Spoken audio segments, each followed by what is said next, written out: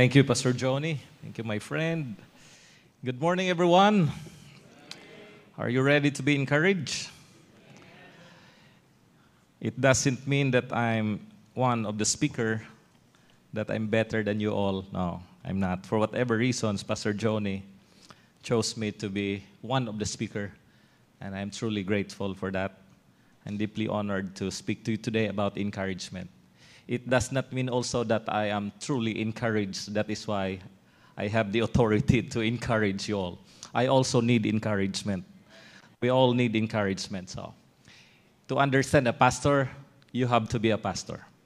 And that is why it's so important for us today. Nga naay aning gathering. So, this is a great avenue to be encouraged. So, I'm expecting to be encouraged, and I also expect that you'll be encouraged from the preaching of the Word of God. So let's all stand. Let's have the message from the Word of God. Turn your Bibles, Hebrews chapter 3. Book of Hebrews chapter 3, verse number 13. Just one verse. Hebrews chapter 3, verse 13.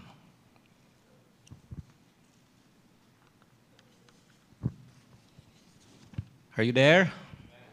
All right, we'll read this passage of the scripture. Reread. But exhort one another daily while it is called today, lest any of you be hardened through the deceitfulness of sin. May the Lord God bless the reading of His word. Shall we bow our heads and close our eyes as we come to the Lord in prayer? Let us pray. O most gracious and merciful God, our loving Heavenly Father, the great God who created the heaven and the earth, the giver of life, the source of all blessings, and the author of our eternal salvation. Oh, dear God, today we're gathered before you to worship you and to honor you, to magnify and exalt your name above all. And this is a wonderful day that you have made, Lord, and we will rejoice and be glad in it. Thank you, Lord, for bringing us safely in this place. And salamat nga walay kakulian nakaabot kami, Ginoo. Salamat sa privilege karon where we can feast with the words of God and be encouraged. Ug nagampo ko, Ginoo, please prepare among kasing-kasing sa pagdawat sa mga pulong. Prepare kami, Lord, nga andam kami nga magpatudlo ug andam usab kami nga mapanalanginan sa imong mga pulong karon. Father God, I pray that you would use me mightily and help me as your servant, and I'll be able to deliver the message that would truly encourage the hearers. Oh Lord, not only we'll be encouraged, but most importantly, we are changed. I pray karon, Lord, ikaw pod magapasaylo sa among mga sala. Prepare among mga kasing-kasing, Lord. Limpyuhi kini through the shed blood of Jesus Christ, and that sins could not hinder us from receiving the blessings of the Word of God.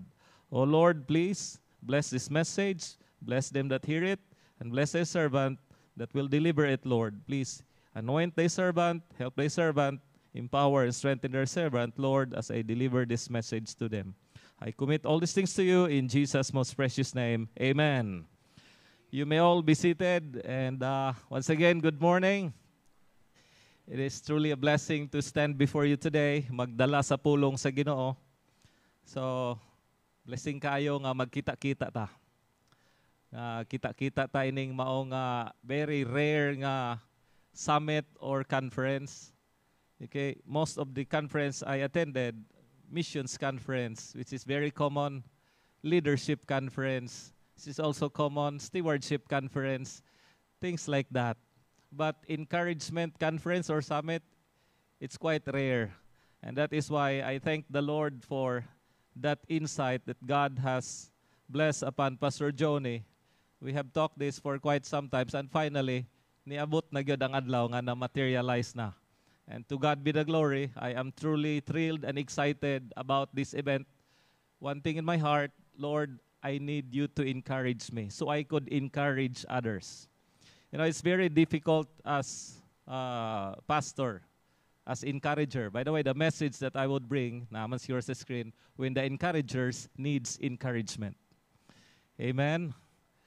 We pastors are called by God in Jeremiah 3:15 to feed God's people with knowledge and understanding. But remember, our task is not only limited to preaching. In fact, preaching is the easy task. The easy part is preaching. Pero ang pinaka-hard part niya na, ang pagpastor. The pastoring. That's the hardest part.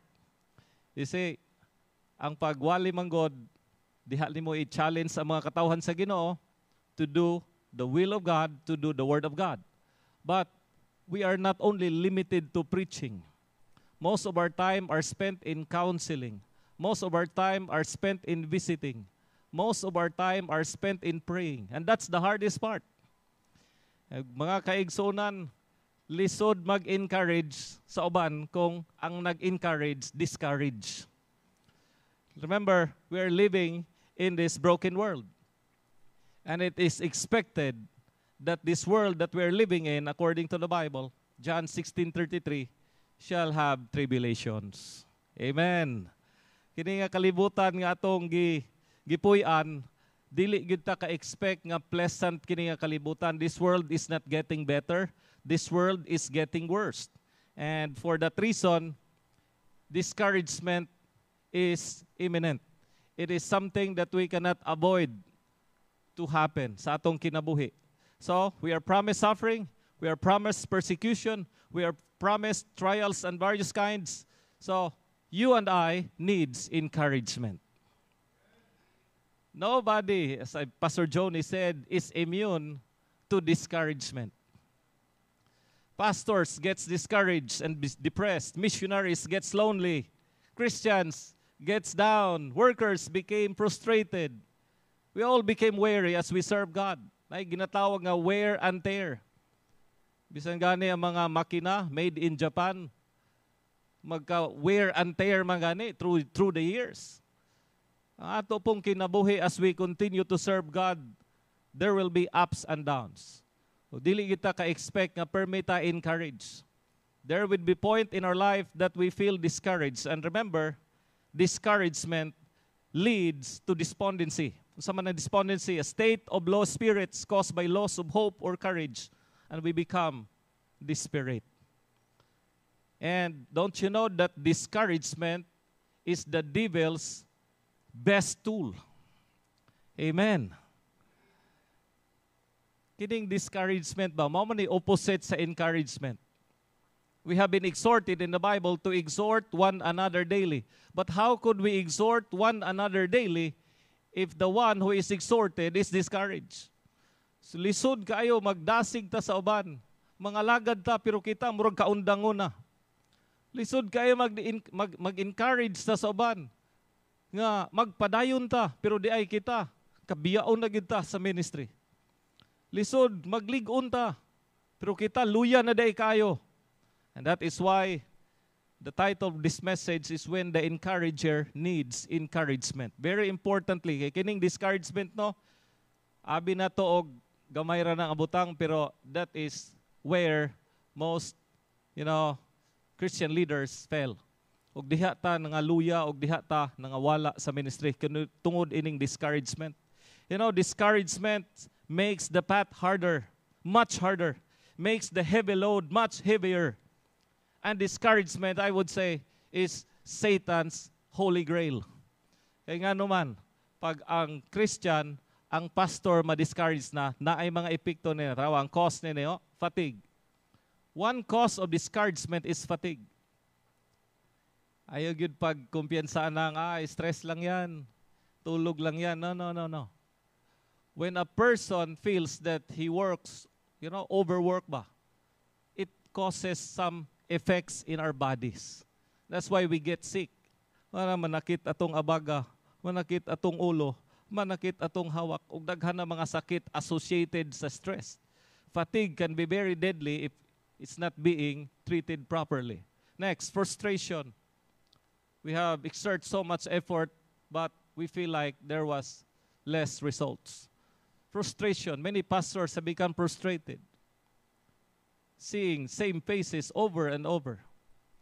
And, kining frustration, basta mo sulod na kasing-kasing sa tao, wala na. Makaluya gina. Then fear. Kining kahadlok.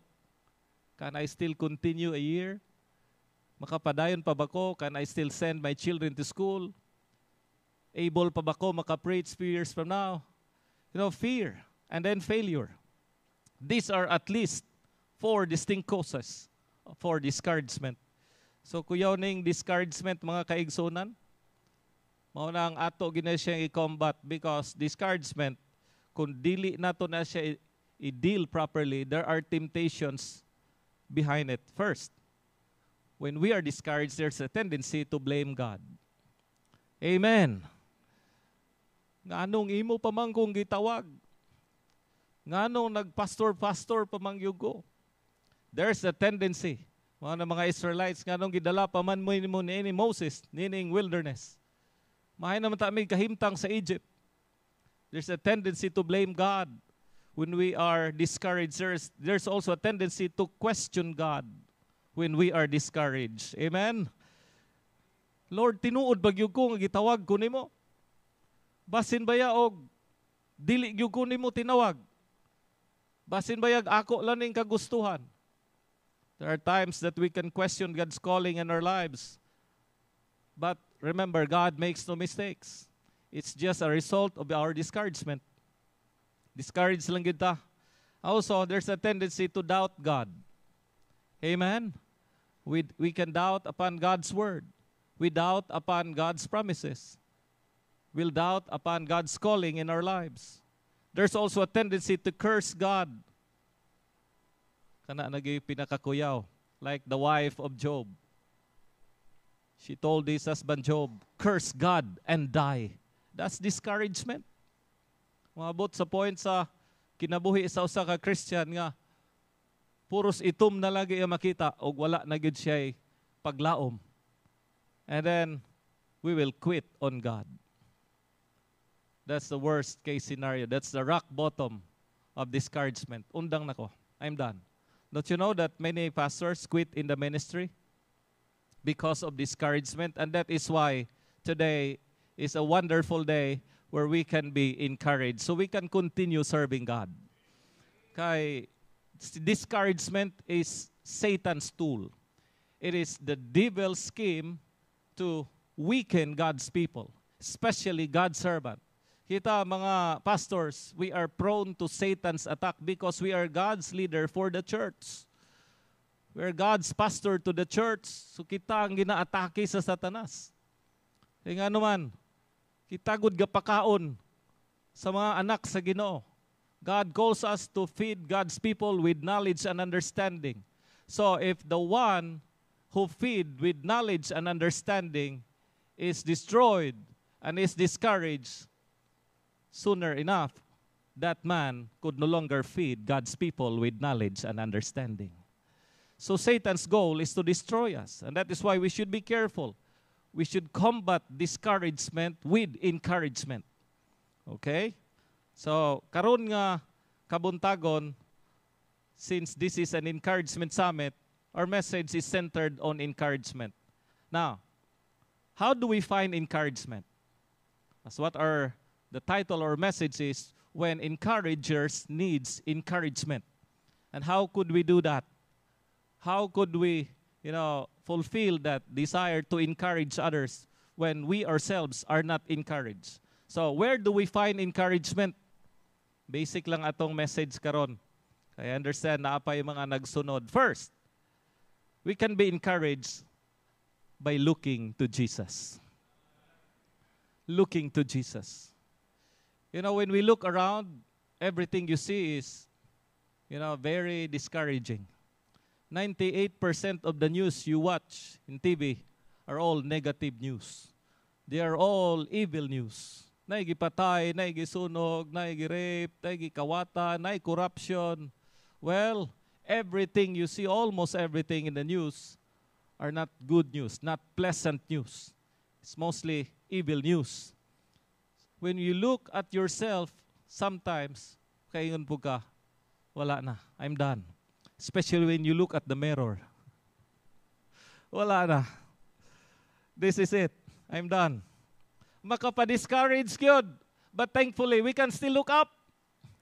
We can look up to Jesus, the author and the finisher of our faith. And there we find encouragement. In Hebrews chapter 12:3, the Bible says, no?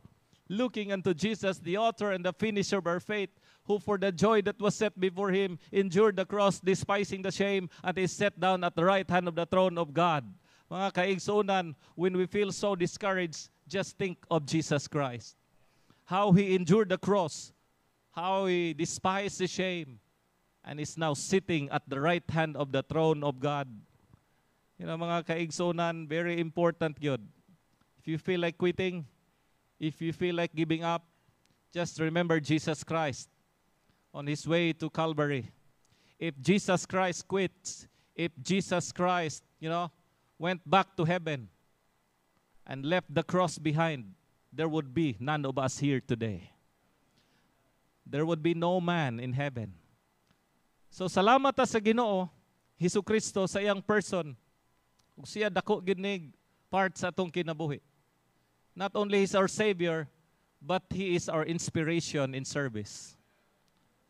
Ingon pa sa kanta, when the days are weary, the long nights dreary, I know my Savior cares.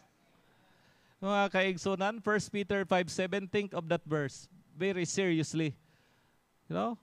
Casting all your cares upon Him, for He careth for you. When missionaries, when you feel like you're being abandoned, when you feel like your sending church did not care for you, when you feel like nobody cares for you, not even your own family, think about Christ, for He cares for you.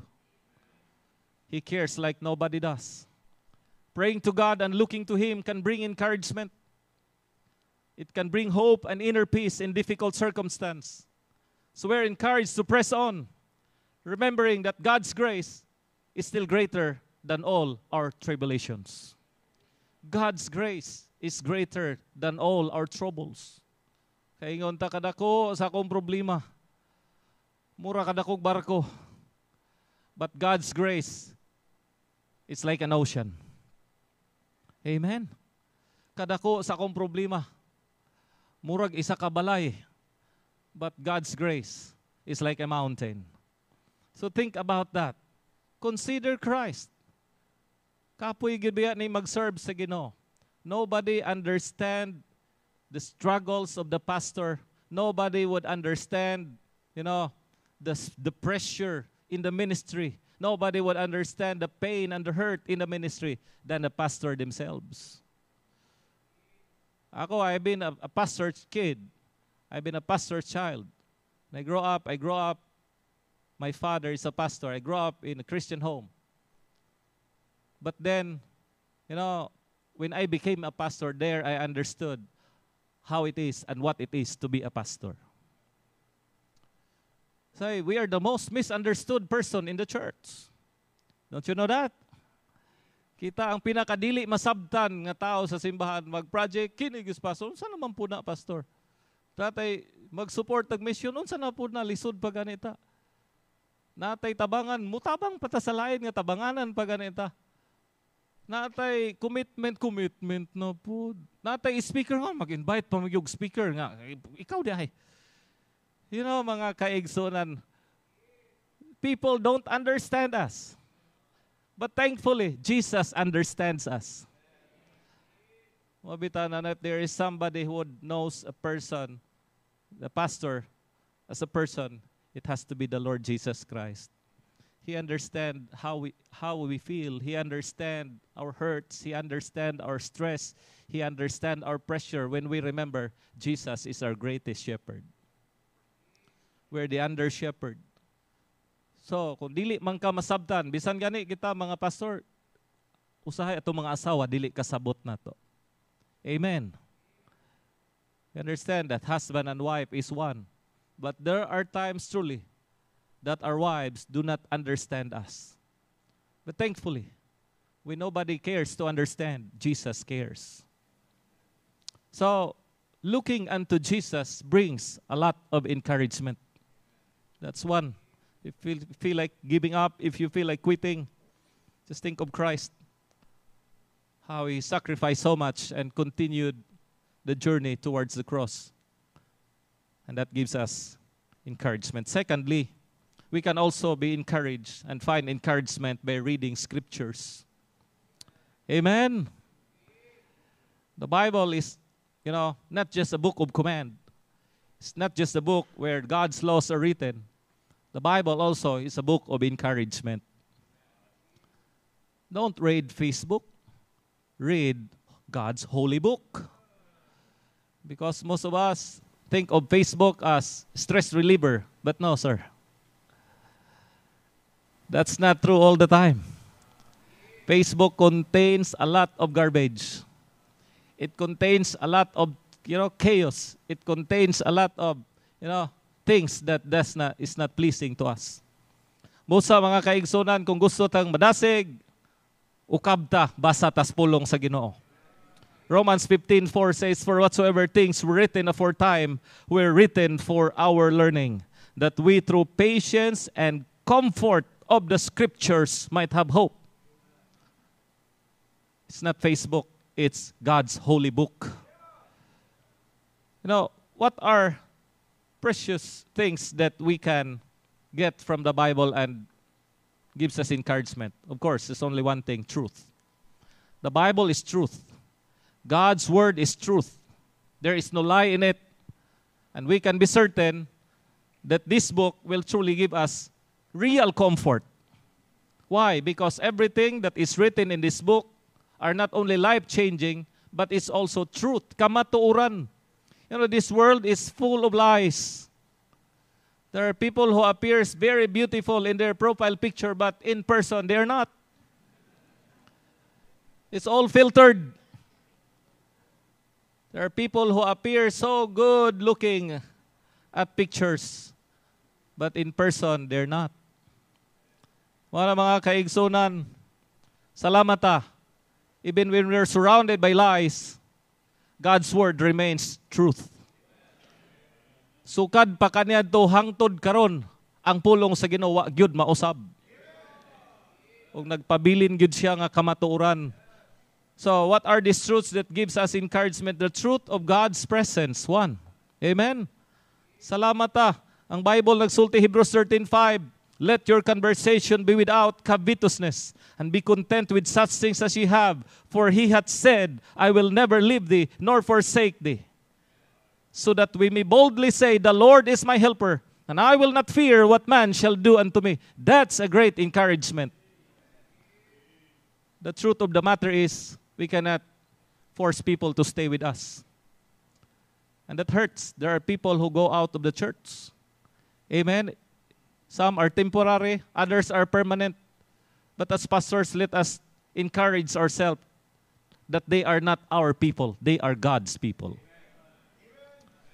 Gipiyal sila kanato, salamat, for a period of time. Pero kung sila kuhaon as Ginoo, kung asam gani sila, we cannot force them to stay with us. But thankfully, when people leaves us behind, Jesus Christ stays with us. He never leave us nor forsake us in the Bible. People come and go in our lives. Friends come and go. Salamat kami, Pastor Johnny. Throughout times, wala gid mi nag-come and go. I recall, I called up to his office. I was Bible student at the time. I don't know if Pastor Johnny could still remember. Ang iya gingon sa ako, friend, we will not allow anything to come in between us. We will not allow anything to come in between us. That's what friends are for. And Jesus is our best friend. He does not allow anything to come between you and Him. Not even the devil. So the truth of God's presence is, ang Bible nagsulti nga dili ta niya biyaan, dili ta niya pasagdan. That's more than enough to find encouragement. Another truth that we can find in the Word of God is the truth about God's forgiveness. Salamat ta sa Ginoo nga bisan kita mga makasasala na Diyos nga anda mo pasaylo kanato. 1 John 1:9, if only we confess our sins, He is faithful and just to forgive us our sins and to cleanse us from all unrighteousness. That's the truth. When people cannot forgive us for our, wrongdoings, thankfully, we have a loving God who is willing to forgive us and to cleanse us. That's why we pastors, kita gyud mag-una anang word nga forgiveness. If pastors cannot forgive each other's mistakes, how could our members forgive each other's mistakes. Thirdly, the truth about God's security. Thankfully, by the grace of God, even though we have been dealing with sin every day, fighting with sin, fighting with the devil every day, we have a promise from the Bible, Romans 8:39, for I'm persuaded that neither death, nor life, nor angels, nor principalities, nor things present, nor things to come, nor height, nor depth, nor any creature shall be able to separate us from the love of God which is in Christ Jesus our Lord. That is the truth about God's security. Salamat ta, natay Diyos, na dili ta biyaan. Dili gyud ta mawala sa iyang presensya, at the same time, secured kita sa iyang kamot. Dili gyud makapahimulag na to ang bisan unsa sa presensya sa atong Ginoo. The truth about God's security and the truth about God's rewards. Amen. Salamat kita sa Ginoo that pastors as we are, we're serving God, our shepherd, our master. One day, He promised that He will give us reward. Amen. There are 5 crowns in heaven. Crown of life, crown of hope, crown of glory, crown of rejoicing, and the incorruptible crown. Thank God we have a loving God who does not only calls us to do the work, but also who promises us rewards after the work is done. Maunang madapat ang madasig, kaya naatay reward nga umaabot. Naatay paabuton nga ganti sa Ginoo. Didto niya sa langit. Remember, 1 Corinthians 15:58, your labor is not in vain in the Lord. Dili kawang imong pagbisitation nga init kaayo. Dili kawang imong pagwali nga grabe ka kapoy kaayo. Dili kawang ang imong mga pag-ampo. Dili kawang imong mga paghatag kay kini. One day, it will be rewarded. It will be remembered. And it will be recompensed more than you have invested in this life. The truth of God's rewards. Galatians 6:9, be not weary in well-doing, for in due season you shall reap if you faint not. I have seen young pastors here. I don't know what it feels like to be young. I started serving the Lord full-time at the age of 25. And now I'm 44. Thankfully, by the grace of God, able pa naman. Gracias Ginoo. I know how it feels like to start from nothing. I know what it feels like to start from zero. I know what it feels like to start with just few people. I know how it feels like to have a little offering with a great need. But salamat mga igsoon, dili mo sugot ang Ginoo nga magpabilin ra kaniya nga stage. There is reward that awaits you here and there in heaven. Mao nang padayon ta kay dili sayang ato mga paghago. Our labor, our faith, our witness is not in vain. And finally, the truth of God's imminent return. Amen. When you feel like being discouraged, remember, we are only but strangers and pilgrims in this earth. We do not stay here for long. One day, we are going home. And that's very encouraging to hear. Mabitaw si Apostol Paul, resulting 1 Thessalonians 5, he said, comfort one another with his words. When he said those words, the context is about the imminent coming of Christ. Dili malalis si Kristo mubalik. Dili malalis si Kristo kuhaon ta aron dalon sa iyang gingharian. That's why we have, little time left. The devil is working double time because he knows exactly that his time is short and running out. We, God's people, we, God's pastors, should also work double time because we know that our redemption draweth nigh. Sa mga kaigsudan, padayon ta. Kay kamatuuran na ana sa Biblia nga si Kristo mubalik og dalon ta sa iyang gingharian. So, dako kay na nga encouragement. Asa man na nato nakuha sa Facebook? Asa nato nakuha sa YouTube? Asa nato na nakuha sa Netflix? No, it is all taken from the Word of God. And that is why reading and pondering and meditating on the Scriptures is very important in finding encouragement. When you find yourself very discouraged, very down, very depressed and stressed, first, look unto Jesus. Second, read the scriptures. Basa lang, basa lang. Kaya bitang masakit ka, di ba walay gana mo kaon? Pero pugsun guni mo mong kagalingon, mobalik ra ang gana.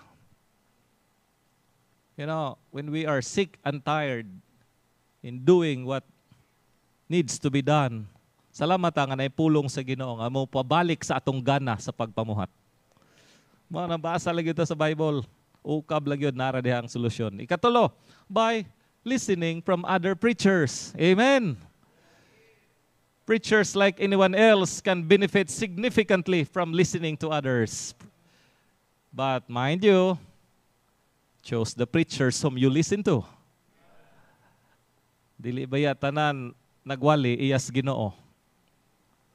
Pili apod pag-ayo kanang imong gipaminawan kay basig imong gipaminawan si Kibs na. Basig imong gipaminawan lahi na. Dili na kamatuoran ang giwali. Ay ganahan jigoy ni pastor kay Joker.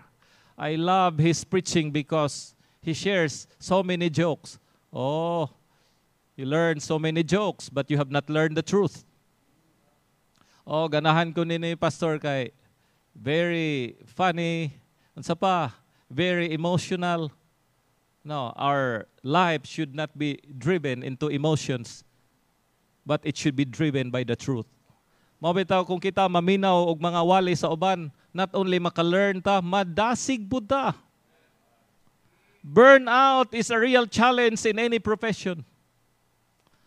But, you know, it can be very damaging if we continue feeling that way. Bitaw na kining burnout ba? You preach Sunday morning, you preach Sunday afternoon, you preach Wednesday, you preach Friday, you preach Saturday. Ako, I only have one day off, to be honest. I only have one day off. That's Thursday. Wednesday, I preach twice. Monday, I preach at the police station. Tuesday, I preach in an office. Third, I preach at the Bureau of Fire. Thursday, rest. Friday, I preach in another police group. And then, on Saturday, visitation. I only have one day off. Only by the grace of God, I'm still able. Pero hinumdumi, this ministry is very demanding, physically demanding. And burnout is a real challenge in the ministry. Kaya ba mo feel kag kapoy naman ni kayo, eh. Gikapoy na gyud ko kayo. But thankfully, there's an avenue where we can listen, relax, listen, and learn. Most of the time, we feed God's people, but not knowing that we are hungry ourselves.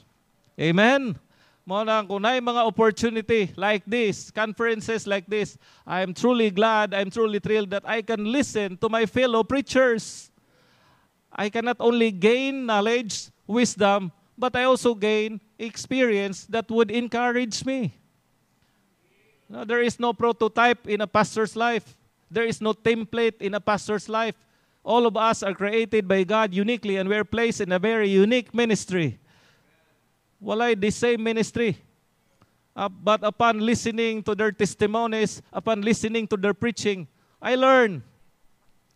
And I'm encouraged. Manang, the greatest room in this earth is the room for improvement. That's the thought that Pastor Johnny taught us when we were in Bible school. And until now, that is very true. It doesn't mean that I preach to you that, you know, I'm better than you. We are still on our learning process, all of us. And we can learn from one another if we have the heart to listen. Ayaw yun pagunahon na that you know everything. Only God knows everything. We ought to be teachers, not all teachers, but students of the Bible. All of us. Tano, salamat ko nga, bisan ay mga veteran pastors na serving God for many, many years, but still, they're still willing to learn from the young preachers like me. I'm also willing to learn from young preachers, younger than I am.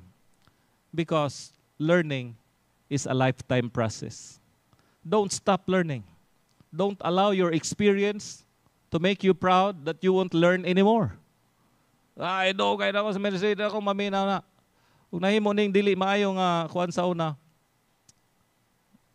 mga youth camps, nga mga speakers uban, dili sila maminaw sa mga first speaker, second speaker, dito na ta sa main speaker. Siguro experience po na ninyo. Experience po na ninyo. Pero dapat no, bisag kinsay magwali, as long ang giwali niya, pulong sa Diyos, dapat siyang paminawon. However, it does not mean that preachers should copy one another. But they should only draw inspiration to keep their message engaging and relevant. Mao na importante.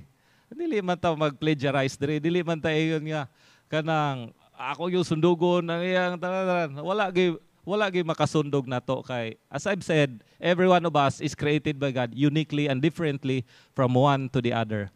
Gitagaan tag different abilities, gitagaan tag different talents. Salamat sa Ginoo nga gipili ta nga mahimong magdala sa iyang pulong. So, if you want encouragement, listen from other preachers.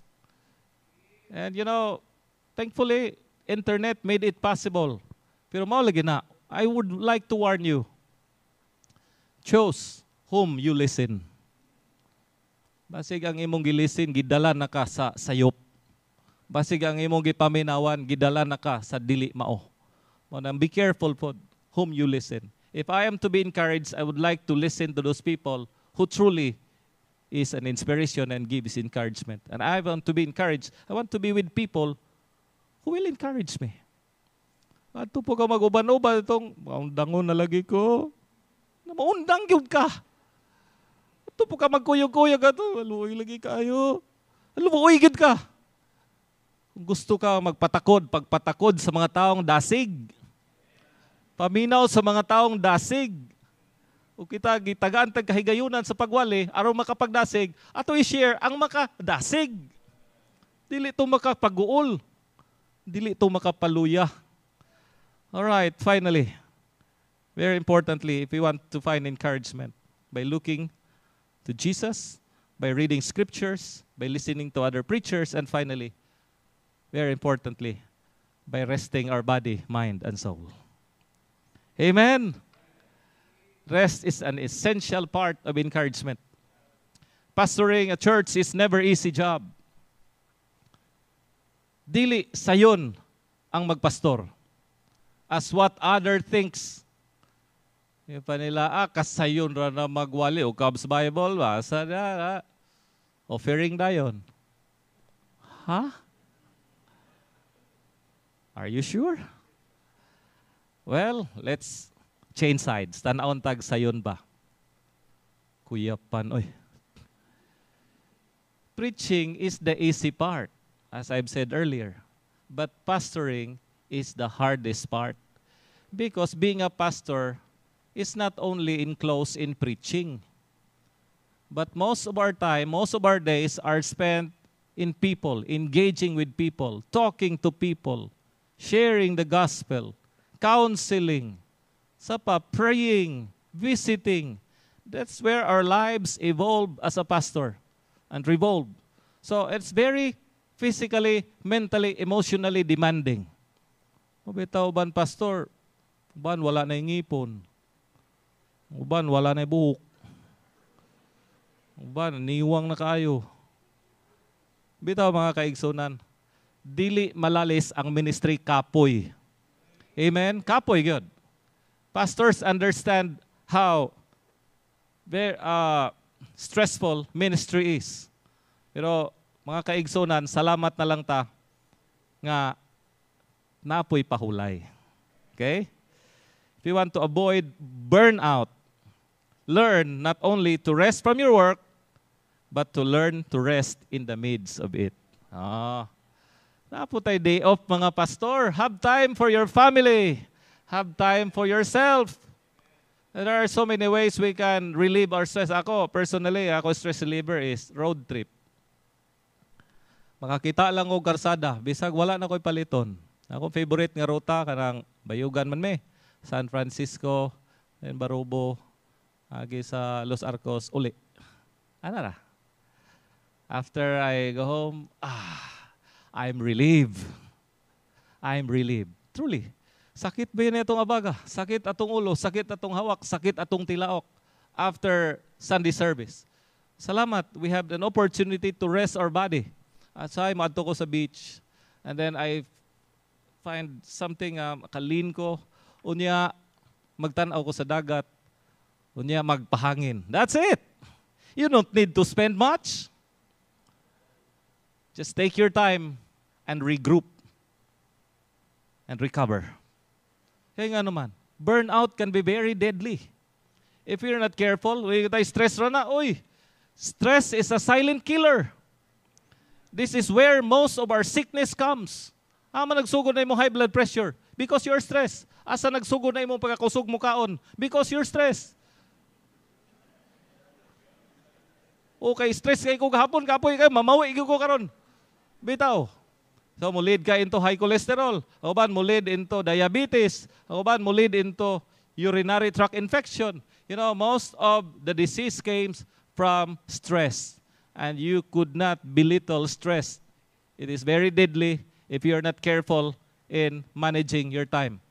Even the Lord Jesus Christ took time to rest. He went apart in the mountain to pray. And that's his, way of resting. Even God, when he made the world, everything, the heaven and the earth, he set one day, it's called the Sabbath day, to rest. Not to do anything. Kapuyon ba ang Diyos? No. God could not be tired. He could not be weary. He don't sleep. But he showed us all that rest is important. And pastors, if we want to be encouraged, if we want to continue serving God in a positive way, don't neglect to rest. Tagaig yung panahon imong kaugalingon. Tagaig panahon imong pamilya. You see, this is a kind of job, ministry, pastoring, is a kind of job that will lead you until home. Most of the job in the office, bisag asa, diha ra mabilin sa office, ugma na, bilin sa na sa office. Pero kining pagka-pastor, imong trabaho, bisang pag-uli nimo naa gihapon. Pastor, na manawag, pastor, pastor. Ay nako.